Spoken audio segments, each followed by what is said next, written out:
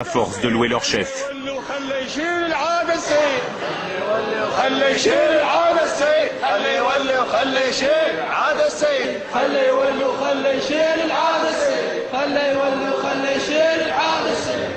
L'atmosphère est de plus en plus tendue. La défaite semble inéluctable.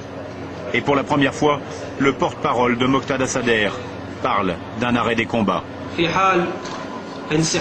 Si les forces d'occupation se retirent jusqu'à leur position antérieure, qu'elles retournent dans leur base, alors l'armée du Mehdi s'engage à rendre les armes et à retourner à la vie civile.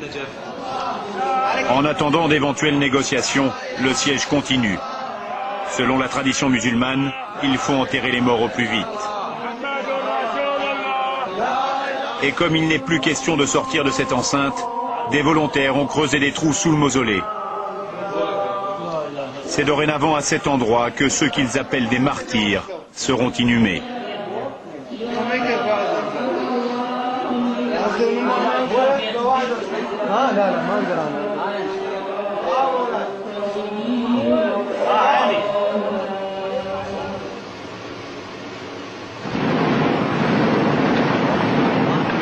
Une quatrième journée commence.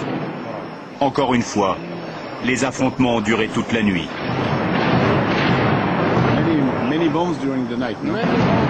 Il y a eu plein de bombes. Des tonnes de bombes. Toute la nuit.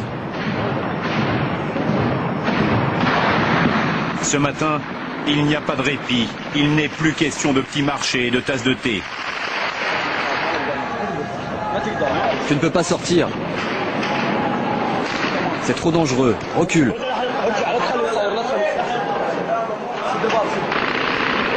À l'extérieur, contre le mur d'enceinte, on aperçoit les chars américains à travers la fumée. Ils sont tout proches, à quelques dizaines de mètres. Écoute. Tu entends le moteur? Tu entends le bruit du moteur? Si ça continue comme ça, les Américains vont finir par se retrouver face au mausolée.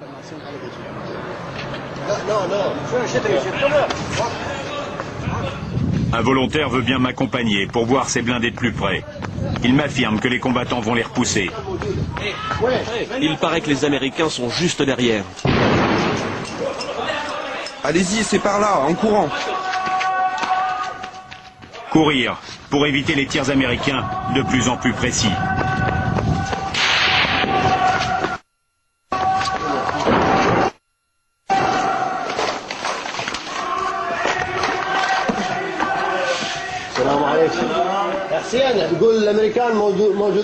Je crois qu'on peut les voir. Il veut les filmer. La ligne de front n'est plus qu'à 20 mètres du tombeau d'Ali.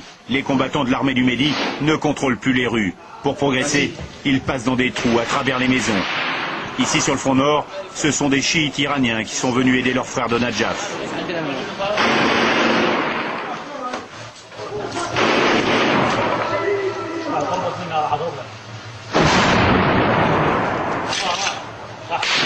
Attention, je vais tirer. Attention, je vais tirer.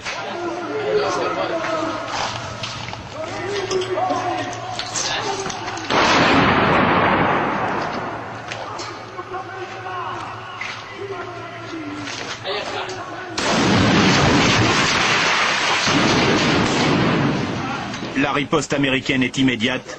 Le mur derrière lequel s'abritait le tireur est détruit.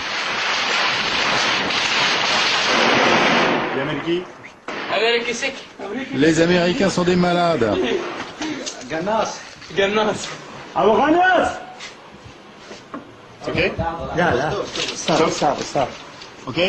Comme toujours, ne pas rester trop longtemps au même endroit. Entre deux rues, au milieu des balles et des bombes, les civils les plus démunis tentent de survivre. Venez, monsieur. Regardez. Je n'ai rien à manger. Pas de thé. Tout est fini. Vous venez d'où, vous? Je suis français. Moi? J'ai 4 enfants. Regardez où je vis. Je dors ici. Sleep. Sleep here. Sleep here.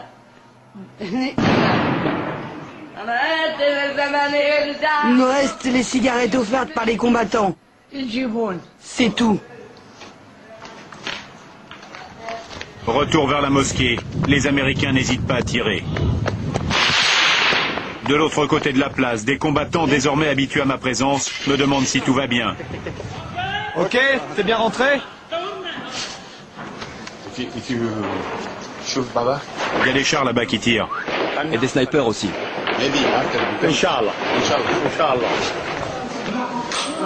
Ah, ok. Ok. À l'intérieur, un cessez-le-feu serait bientôt signé et le siège levé.